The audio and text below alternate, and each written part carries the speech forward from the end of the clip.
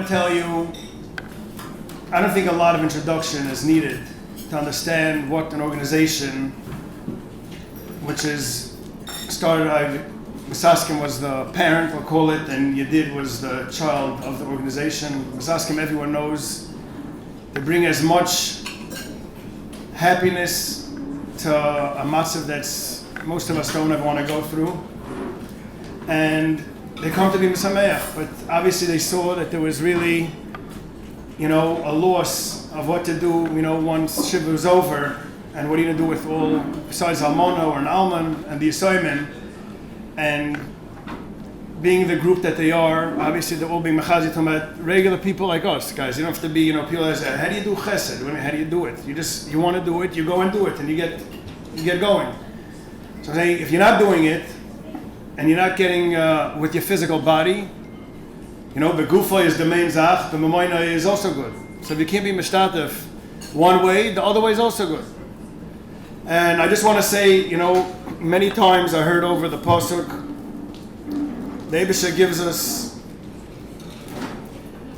I know it's haftocha, but definitely a brocha, Ata misamecha sheli, ani misamecha shelcha. And I think that all of us here, Baruch Hashem, I look around the room, I know many of you were zoicha taket to avab, were zoicha to have children, kanai nahara, and the least that we could do is, in our good opportunity, in our good matziv, is to bring people who don't have the zelba matziv, who are not in the same place as us, that we go out of our way, begufoi, b'mamoinoi, to be mishtatif in their leben, and to help them be as happy as they can, and how much we can give from them. I'd just like to call up Rabbi Haber, Agroshi Ashakoyach, for sharing with us a few words. Rabbi, I thank you all for coming, and thank you all the hosts. Thank you. Thank you very much. Thank you very much for being here tonight, and thank you for your attention. You're in a restaurant having a nice time. Not sure you're in the mood to hear a speech, but we'll do our best to be brief. I have a question for you.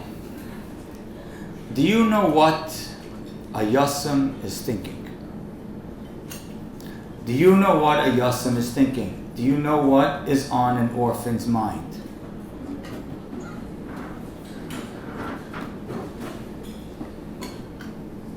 I'll tell you what he's thinking. Exactly what you think he's thinking. He's thinking when he's in his classroom and it's before Sukkot and his friends say, we're going on a Cholamaya trip, and he's thinking, I did that last year, I don't know what I'm going to do this year. He's thinking that, oh boy, everyone's talking about the Pesach Seder. Am I going to say the Manishtana to? He's thinking that his Rebbe mistreated him one day, and the friends are saying, I'm going to tell my father. And he's thinking, I'm going to tell nobody. He's thinking exactly what you think he's thinking. He's walking in the streets. Every time you hear someone say the words daddy, tati, abba, father, he gets triggered. If he's lost his mother, he's thinking, I'm supposed to get shoes for Yontif, but I don't know how I'm getting to the store, and I don't even know who's going to tell me if they look good or not. That's what he's thinking. He's thinking, I'm going to come home, and some neighbor, if they're nice enough, is going to make me supper. And maybe my father, trying to hold 2 jobs to try and support this family, maybe he's going to look at me. He's thinking exactly what you think he's thinking. Which is why nobody in the Torah, nobody gets more attention than the Yasam and the Almana. It's all over the place. When they cry, I hear their cries. How could you not care for them? How could you not be there for them? On Yom Tovim, take care of the Yasam and the Almana. Yasam and Almana, Yasam, Almana, again and again and again. And you know what's weird? There are other tzedakahs in the world that are also important. Hachnasas Kala, supporting Torah, all these things are important. Why is it that the Yasam and Almana is talked about most in the Torah? And here's my little thought. Because it's possible you understand the younger man learning in Kel, and it's possible you don't. It's possible you understand some Beis Medrash in Eretz Yisrael, and it's possible that you don't. It's possible you understand the needs of Achnasas Kala, and it's also possible that you say, you know what does she need such a lavish wedding for? Skip the flowers, she'll be fine. But to say that you don't understand the plight of a Yasam and Almana, how's that possible? You know how much you need your wife? You know how much your wife needs you? You know how much your children lean on you? You know how much they cry when you're not there? You know how much they look up to you? You know what it is. So you know what it means when it's missing. How is it possible that you don't understand? If you don't understand supporting a younger man, there's something wrong with you as a Jew, but okay, maybe you'll get there. You don't understand an orphan? How are you a human? Enter Yedid. Everybody knows Misaskim. And most of us know Misaskim as chairs. Misaskim brings the chairs. I lost my father a little over 2 months ago. And sure enough, Misaskim brought the chairs. And I want to be clear, they do an incredible job at that. Because knowing the exact, every nuance, as you know, I'm a Syrian, they have every nuance, not just of Spartan. Most outsiders say Sephardi, Syrian, they can barely say the word. They have the exact Siddurim, they have the exact Halachas Svarim, the right Tilim, the right bowls for the stucca, the right food, the right chair, the Sephardi halacha of the aveilistic chair. Everything is exact, spot on. And every house uses it. I don't care if you're the poorest or you're the wealthiest. When the day comes, and it shouldn't happen till 120, it's Misaskim. We flew to Eretz Yisrael, came back, Misaskim outfitted the entire house in a couple of hours. But that's not the main reason we're here tonight. The main reason we're here tonight is for this part of the organization you did. What is that? I'd like to explain it to you based on a Gemara in Bava Basra if I can. The Gemara writes that Ksuvim starts with Rus. Says the Gemara, why? There are those that hold that Eiv happened way before Rus. So why don't you start with Eiv? And for the Gemara, Eiv is all perennius. Eiv is total pain. We're not starting the entire Ksuvim with pain. So correct the Gemara on that. What do you mean? 1 second, Rus is also pain. They were in Eretz Yisrael, they left. The father died, the 2 sons died. She got married, she lost her husband, they were incredibly poor, they came back to Eretz Yisrael. No, we look at them, there's a ton of pain in Rus too. And for the Gemara, you're right, Rus has a lot of pain. But Rus concludes with hope. And where are they going to start? All of the Svarim of Ksuvim, all 11 of them, with hope. Tonight is about hope. Yedid is coming over, walking over to that orphan, putting your arm around his hand, his shoulder, and saying, I can't bring your father back, I can't bring your mother back, I can't make you wealthy, but I can give you hope. I can give you a reason to believe that someone still cares. That when you walked out of that classroom so lonely because your Rebbe kind of didn't look at you and looked at everybody else, the rest of Klal Yisrael is looking at you and cares and is involved in you. So that when Rosh Hashanah comes, there's going to be something prepared for you. Sukkot comes, there's going to be a Chol Hamoed trip for you. For you, just for you, with all the bells and whistles. A package is going to come to your house. Hanukkah, you're going to have a major event. You're going to have it for you. In fact, let me share with you a story of Yanki Meyer, Oel Shalom, one of the legends of Klal Yisrael. Yanki Meyer, one Purim, saw that there was a boy, a family, that they kind of went home, and he realized they had no Suda. They had no father, so they had no Suda. And he realized that basically the mother didn't know what to do. The mother didn't know how to handle it. The mother was embarrassed and maybe couldn't afford it. They had no Suda. So the next year, this woman and countless others got an invitation. Here's the invitation. Here's what it said. You are invited to have a Purim Suda. And you say, do they all want to be invited to some big global Purim Suda with all people that are all nebuch together? Here's the invitation. You are invited to a Purim Suda in your house. Tell us how many guests you need, and we're going to send you that many meals. You want to invite Bubby and Zaidi? You want to invite all your cousins? You want to invite everyone on the block? You tell us who you want to invite, and we'll send you the meals. We care. You're a Yasum. We know what you're thinking. At this point, this past Purim, they gave out 7,000 meals on Purim. 7,000 people got an arm around their shoulder that says, we know what you're thinking and we care. At every important stage, they're there to make sure it's the right gift, the right concept, the right idea. Hanukkah geld. If you're Hasidish, we'll give you the geld from some Rebbe so that it works for you. This is what it means to be a Yedid. It means I'm your friend even if I don't know you. Flatbush has 383 kids walking around with the thoughts we described to begin with. 383 kids thinking it's the summer. I'm not even sure if I could afford camp. And if I could afford camp, my friends got a call on Friday from their father. I went back to my bunk. I don't know if you were ever in camp. I remember I went to Camp Aguda as a kid.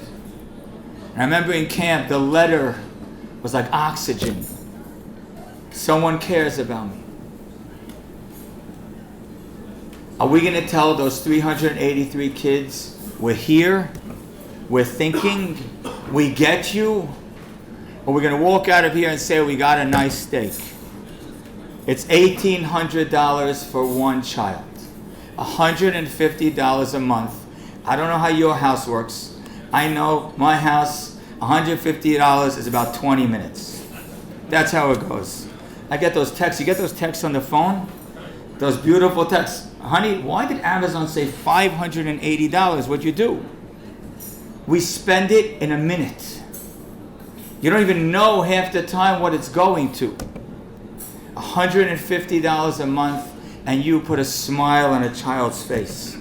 You could walk out of here with one of these kids, a little boy who's single, who's worried, a little girl who doesn't even know if anyone's going to look her way if she had both parents. Now she doesn't have one and maybe doesn't have two, and there's hope for her because of you. You get a certificate that's more valuable than any certificate, any sign, any gift, any honor, any award you could ever hold on your wall. Because it says, I'm a human being that understands the needs of another. You know, the Gemara Bava Basra in that same area says this. Amar Rabbi Yitzchak, Kol hanoisen pruta la'ani, misbarach b'sheish brachas. Anyone who gives $1 to a poor man gets 6 blessings. But someone who appeases him and makes him happy, misbarach b'yud aleph brachas, he gets 11 blessings. Give him $1, nice. Give him a smile, even nicer. You know, there are many charities that you can give to that take care of their needs. But in the words of one widow who's getting from this organization, she said, you might pay my water bill, you might pay my gas bill. Those are the things I need. Those are the things that a mother and a father appreciate. But a kid has no clue. No kid thinks about the gas bill and the electric bill. But when they get a present on Hanukkah, when they have a setup for their Seder, when they have a Suda on Purim, you put a smile on their face. So tonight your opportunity is to give the pruta and to be mefaisai. You have the opportunity to give him $1 and put the energy in his life. Let me tell you one last little story and we'll conclude. And thank you very much for your really focused attention. There was once Years ago, in Europe, in the 1930s, there was a young boy, his name was Avrami. He had a friend, but he had gotten himself a brand new pair of boots. And he's walking through the freezing cold winter in snow and sleet with his new pair of boots. And he bumps into his friend. His friend was a Yassim, he lost his father. He sees the friend, and the friend says, "Oh wow, you have new boots." And he looks down at his friend, and he sees his friend has boots that are years old, torn in 5 different places. He said, "I'm so happy for you, you have new boots." Avrami says, "Here you go." He takes off his boots and hands it to his friend. His father's like, "What are you doing?" He says, "Ta, I could get another pair of boots." "Here's the boots, but you're in the snow. Here's the boots." A little while later, the friend lost his mother too. And he had no place to stay. Avrami goes to his father. He says, "Could the boy stay in our house?" The father looks around. He says, "We have a tight house. We don't have a lot of space." He says, "But he doesn't have anywhere to live." He says, but the father says, "But I'm sorry, son, there's no room for a kid here." Father comes home. Avrami's not home. He's looking around the house. "Where's my son?" He starts walking up and down the streets. "Where's my son?" He goes to the local shul, and in Ezra's Nashim, he sees his son sleeping on a bench. He says, "Avrami, what are you doing?"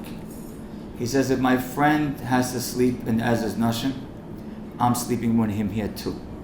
The father says, "Okay, I got the message. Both of you come back home, move into our house." And for a couple of years, this Yassim moved into the house. And then the war broke out, and they went their separate ways.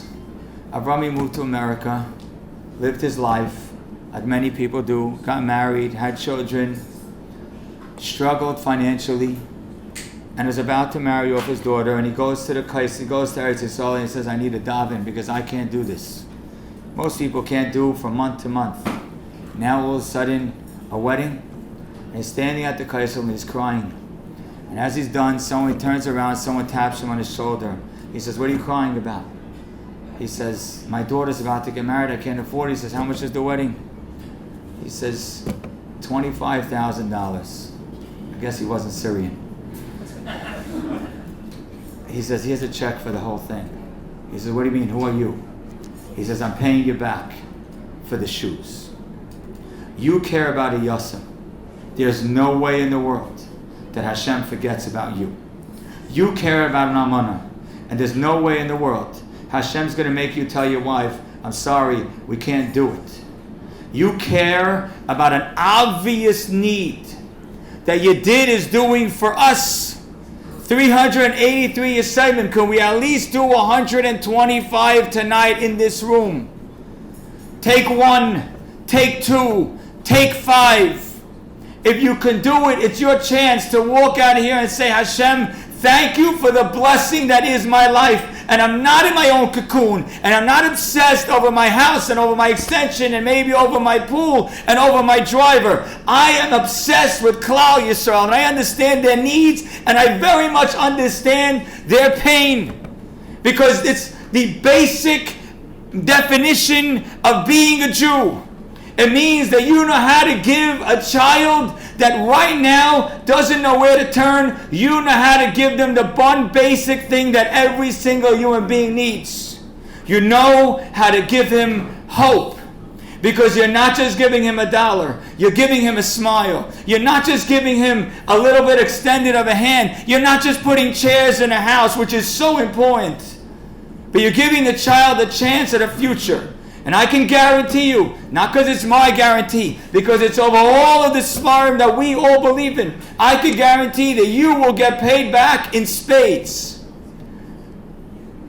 But if you walk out of here tonight and you don't take a child, the question is, are you one of us? How could you let a kid go to sleep tonight without any hope? Thank you.